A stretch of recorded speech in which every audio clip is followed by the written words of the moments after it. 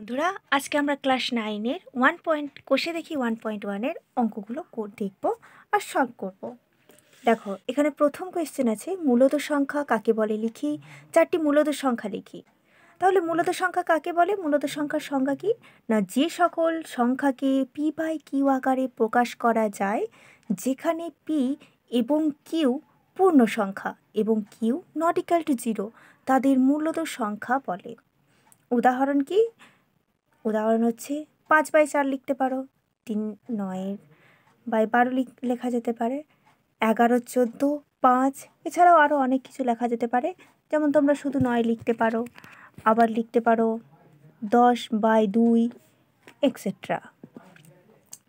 দ্বিতীয় কোশ্চেন আছে, শূন্য কি একটি মূলদ সংখ্যা? শূন্য কি পি বাই কিউ, যেখানে পি ও কিউ পূর্ণ সংখ্যা এবং কিউ নট ইকুয়াল টু 0 এবং পি ও কিউ এর মধ্যে এক ছাড়া কোনো ধনাত্মক উৎপাদক না থাকে আকারে প্রকাশ করি।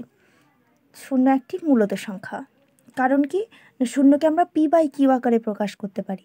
তার জন্য এখানে শূন্য সমান 0/a, যেখানে a অর্থাৎ কিউ নট ইকুয়াল টু 0 আকারে প্রকাশ করা যায়। তাই শূন্যকে আমরা একটি মূলদ সংখ্যা বলতে পারি।